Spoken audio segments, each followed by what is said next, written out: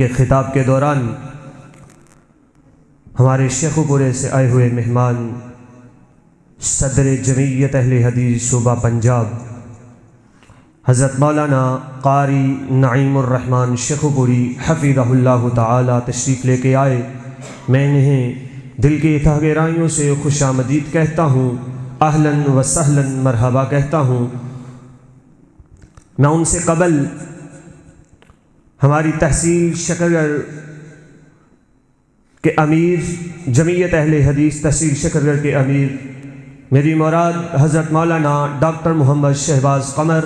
حفظہ اللہ تعالی کو مائک پہ دعوت دیتا ہوں کہ وہ مائک پہ تشریف لائیں اور اپنے خیالات کا اظہار فرمائیں۔ حضرت مولانا ڈاکٹر محمد شہباز قمر حفظہ اللہ تعالی۔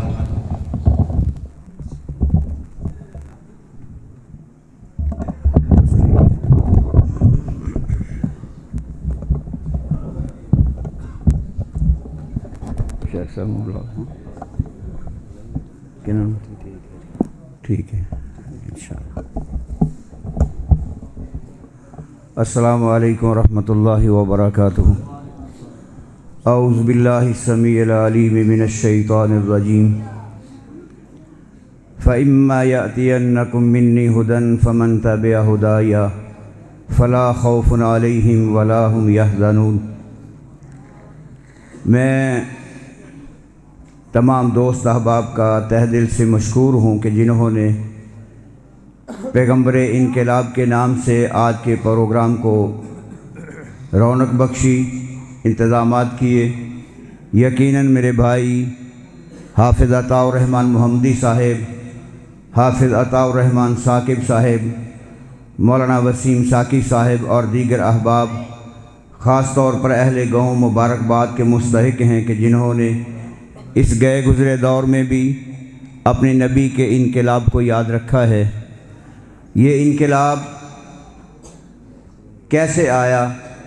کن حالات کے اندر آیا، کون سے اسباب اس کے لیے لازم رکھے گئے؟ میرے بھائیو عزیزو، نبی کریم صلی اللہ علیہ وآلہ وسلم نے اپنی زندگی کے مختصر 23 سال کے عرصے میں قرآن کے ساتھ، اپنے فرمان کے ساتھ اس انقلاب کو بپا کیا، اور اس انقلاب کو بپا کرنے میں سرور گرامی علیہ الصلاۃ والسلام کی کتنی محنت تھی، کتنی کاوش تھی، کتنی جد و جہد تھی، کتنی قربانی تھی، کتنا اخلاص تھا۔ سیرت کے اوراق اس سے بھرے پڑے ہیں۔ آپ علیہ الصلاۃ والسلام نے اپنی تمام تر کاوشوں اور کوششوں کو قرآن کی ترویج و ارشاد کے لیے، قرآن کو دنیا تک پہنچانے کے لیے اپنی زندگی کے شب و روز کو صرف کیا ہے۔ اگر آپ محنت نہ کرتے، آپ یہ قربانی نہ دیتے، تو شاید میں اور آپ آج کسی پتھر کے سامنے سجدہ ریز ہوتے، کسی بت قدا کی زینت بنے ہوتے،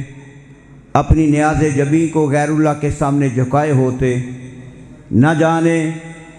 اپنے گلے کے اندر کن کن لوگوں کی غلامی کا طوق ڈالے ہوتے۔ تو یہ انقلاب،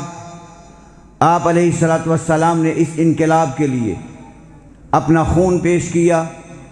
اپنی طاقت پیش کی، اپنا وقت سارے کا سارا پیش کیا، اور پھر ایک ایسی جماعت اس دنیا ہستی پہ مرتب دی کہ جس جماعت کا صرف ملجا اور ماوا یہ ہوتا تھا کہ آپ فرمائیں اور ہم اس پر عمل پیرا ہو جائیں۔ صحابہ اکرام رضوان اللہ علیہم اجمعین نے اپنی ساری زندگیاں اس قرآن کے لیے، اس اسلام کے لیے وقف کر کے رکھ دی۔ صحابہ اکرام کی زندگی کا وقت بھی شامل ہے، ان کی دولت بھی شامل ہے، ان کی اولاد کی قربانیاں بھی شامل ہیں، اور صحابہ اکرام کا خون بھی اس کے اندر شامل ہے۔ آج مجھے اور آپ کو اپنی ہر چیز کی تقدس کے لیے اور اپنی ہر چیز کی حفاظت کے لیے فکر ہے۔ ہم سوچتے ہیں کہ کس طرح اس کو تحفظ دیا جا سکتا ہے،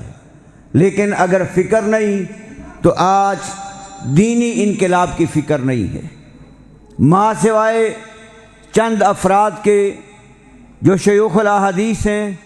قائدین جماعت ہیں، ان لوگوں کو دین کی بقا کی فکر ہے، دین کی ترویج و ارشاد کی فکر ہے، اس انقلاب کی فکر ہے کہ جو انقلاب قرآن نے ہمیں دیا ہے کہ هو الذی ارسل رسولہ بالہدی ودین الحق لیظہرہ علی الدین کلہ، وہ انقلاب کیا تھا جس انقلاب کے لیے اللہ کے نبی نے قربانیاں دیں، اصحاب رسول نے قربانیاں دیں؟ وہ انقلاب یہ تھا کہ دین کو سارے ادیان پر غالب کر دیا جائے۔ اور آج بلا مبالغہ اس بات میں کوئی شک اور شبہ نہیں ہے کہ اس دنیا جہان کے اندر اگر کوئی اس مشن کی وارث جماعت ہے تو اہل حدیث جماعت ہے، کہ جن کی آج بھی فکر وہی ہے، آج بھی دعوت وہی ہے، آج بھی منہج وہی ہے کہ لوگوں ساری دنیا پر قرآن کو نافذ کیا جائے، حدیث رسول کو نافذ کیا جائے۔ اور اسی مشن کے لیے، اسی انقلاب کے لیے اس ارض پاکستان میں کہ جب اس مظلوم قوم اہل حدیث کو بھیڑ بکری سمجھا جاتا تھا، کوئی ان کا معیار نہیں سمجھانا جاتا تھا، انتہائی قسم پرسی کے اندر زندگی گزار رہے تھے، کوئی ان کے وجود کو تسلیم کرنے کے لیے تیار نہیں تھا، اس دور میں ایک انقلاب کی آواز لے کر جوان لاہور سے اٹھا تھا، جس نے قصور کے جلسہ عام میں کھڑے ہو کر یہ بات کہی تھی، لوگوں اہل حدیث کسی کی بھیڑ بکری نہیں ہے، اور یاد رکھنا ہم اس دنیا سے چلے جائیں گے، آپ ہماری داستانیں اپنے بچوں کو سنایا کرو گے۔ اور پھر اس ملک کے در و دیوار نے دیکھا کہ وہ ایک جوان تھا جو ایک تاریخ ساز شخصیت تھی، جو ایک حریت کا علم بردار تھا، مجاہد صف اول تھا، جس کا ملجا اور ماوا یہ تھا کلمت حق عند سلطان جائر، جابر بادشاہ کے سامنے حق بات کہنا اس انسان کا شیوا اور شیار بن چکا تھا۔ اس کا نام علامہ احسان الہی ظہیر رحمت اللہ علیہ تھا۔ ہر دور میں، ہر میدان میں جابر کی آنکھوں میں آنکھیں ڈال کر اس کو للکارتے ہوئے یہ کہا تھا، نہ مجھے کسی جرنیل کی وردی کی پرواہ ہے اور نہ کسی صدر کی صدارت کی مجھے پرواہ ہے، میں قرآن کے علم کے لیے، حدیث کے علم کے لیے نکلا ہوں، مجھے جان کی کوئی پرواہ نہیں ہے۔ پھر وقت نے دیکھا کہ ظالموں نے اس جوان کو اپنی درندگی کا شکار کرتے ہوئے بم کے دھماکے کے ساتھ اڑا دیا۔ پھر وہ وقت بیت گیا، آج کے دن تلک ان کی گن گرج کی آواز کو سننے سے کان قاصر ہیں۔ آج پھر ان لوگوں کا پالا پڑا جو اپنے مفاد کی خاطر، اپنے منصب کی خاطر ساری تگودوں کو سبوتاژ کر دیا اور اپنے منصب کو سامنے لے کر اہل حدیث کی تاریخ کو مسخ کر کے رکھ دیا۔ اور ہم ہی تھے جن کے بیٹوں نے کہا تھا، آج بھی اسی جوان کا لخت جگر سیسا پلائی دیوار بن کر قرآن کے انقلاب کو لے کر، حدیث کے انقلاب کو لے کر میدان عمل میں اتر چکا ہے۔ وہ آج بھی ہر سٹیج پر، ہر جگہ پر یہ بات کہہ رہا ہے کہ لوگوں قرآن کی بات مانو، حدیث کی بات مانو۔ علامہ احسان الہی ظہیر حافظہ اللہ تعالی آج بھی اپنے باپ کے نقش قدم پہ چلتا ہوا اسی طرح ایک دلیر باپ کا دلیر بیٹا، قائد باپ کا قائد بیٹا آج بھی آنکھوں میں آنکھیں ڈال کے بات کر رہا ہے اور قرآن کی بات کر رہا ہے، اور منصب خریدنے والوں سے کہہ رہا ہے، اصول بیچ کر مسند خریدنے والوں، اور میں اس کو بدل کے کہوں گا، خون بیچ کر منصب خریدنے والوں، اہل وفا کی نظر میں بڑے بے ضمیر ہو تم۔ اہل حدیث کی شان یہ ہے، اہل حدیث کی پہچان یہ ہے کہ یہ کسی کے جبر سے نہیں ڈرتا، ظالم کے ظلم سے نہیں ڈرتا، انقلاب کی آواز بپا کرتا ہے کہ لوگوں اسی طرح کھڑے ہو جاؤ جس طرح امام احمد بن حنبل کھڑے ہوئے تھے جس طرح امام مالک کھڑے ہوئے تھے، جس طرح تمہارے قائد علامہ احسان الہی ظہیر کھڑے ہوئے تھے۔ آج اسی انقلاب کو لے کر آج میرے زخموں کو وسیم ساکی نے ہرا کر دیا کہ انقلاب کی بات لے آیا۔ اور یاد رکھنا بمبو کے لوگوں، ہم بچپنے کے اندر تھے، اس گاؤں کو سنا کرتے تھے کہ بڑے جلسے یہاں پہ ہوا کرتے تھے۔ وہ ایک ہمارا دوست ہوا کرتا تھا پٹواری صاحب، اللہ تعالیٰ تو غریق رحمت فرمائے، نصیر پٹواری، وہ بڑے جلسے کروایا کرتا تھا۔ آج اس انقلاب کی بنیاد رکھی جا چکی ہے، آج دوسرے انقلاب کا مظاہرہ ہے۔ اور میں بمبو کے لوگوں آپ سے وعدہ لینا چاہتا ہوں، یہی گاؤں ہے کہ جو پورے شکرگڑھ کے اندر کھنہ، مرجال اور بمبو یہ ایک تاریخ رکھتا تھا، لیکن کیا کہیں، ہم ہی سو گئے داستاں کہتے کہتے۔ آج یہ وعدہ کرنا ہے کہ اگلے سال انشاءاللہ اس سے بڑا انقلاب بپا کرنا ہے، اس سے زیادہ گیدرنگ کرنی ہے، اس سے اچھا پروگرام لے کے جانا ہے۔ اس لیے یہ انقلاب دینی انقلاب ہے، اور اس انقلاب کے لیے قرآن کو تمہیں اپنے ہاتھوں کے اندر تھامنا ہوگا، اپنی گلیوں کے اندر، اپنے محلوں کے اندر، اپنی چار دیواریوں کے اندر قرآن کے علم کو بلند کرنا ہوگا، حدیث رسول کو لے کے آگے نکلنا ہوگا۔ آئیے اپنا بھولا ہوا سبق یاد کریں، آپ کس نبی کے وارث ہیں، آپ کس قرآن کے حامل ہیں، آپ کا تعلق کس کے ساتھ ہے، نسبت کس کے ساتھ، نسبت مکے کے ساتھ، نسبت مدینہ کے ساتھ، نسبت قرآن کے ساتھ، نسبت حدیث کے ساتھ۔ اور گلی محلے یہود و نصارہ جیسے، شکل و شبہات غیر مسلموں جیسی،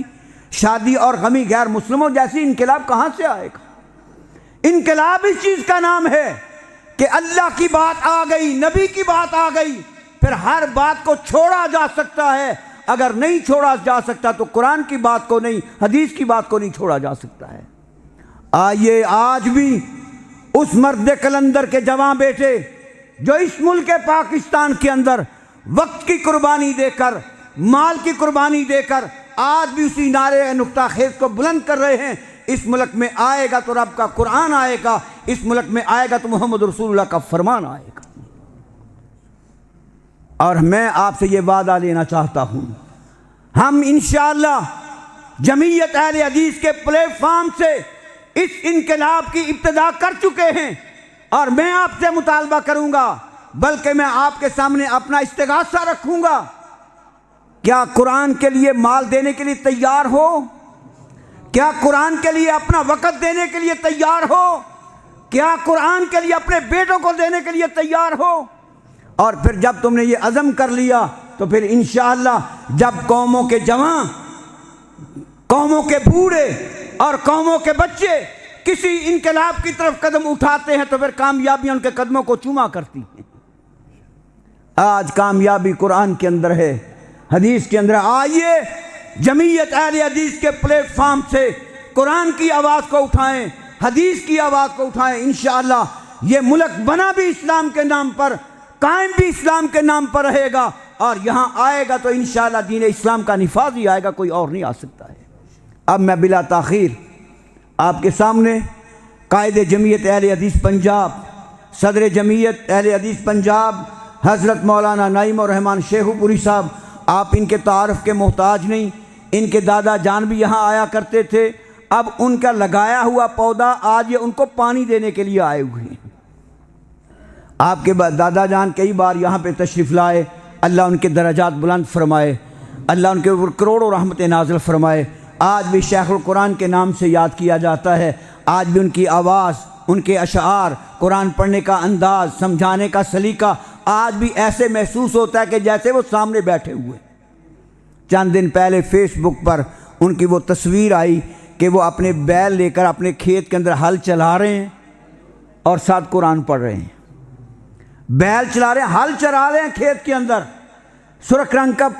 وہ پگڑی باندھی ہوئی ہے، سفید رنگ کا نیچے احمد باندھا ہوا ہے، تو زبان سے قرآن جاری اور اپنے جانور سے ہل چلا رہے ہیں۔ اللہ تعالیٰ اس مرد کلندر پر اپنی کروڑوں رحمت نازل فرمائے، اور ان کا یہ درخشندہ ستارہ، ان اسی خاندان کا چشم و چراغ آپ کے سامنے تشریف فرمائے۔ اللہ سے دعا ہے کہ اللہ ان سے زیادہ دین کا کام لے، اللہ تعالیٰ ان کا شرح صدر فرمائے، اللہ تعالیٰ ان کے علم و عمل کے اندر برکت فرمائے، اور یہ جمعیت اہل حدیث کے صدر ہیں صوبہ پنجاب کے، اللہ ان کی حفاظت بھی فرمائے اور اللہ تعالیٰ ان سے دین کا کام زیادہ سے زیادہ لے۔ اب میں ان کو تکلیف دینے والا ہوں کہ یہ ہمارے سامنے قرآن و حدیث کی روشنی میں اپنے خیالات کا اظہار فرمائیں۔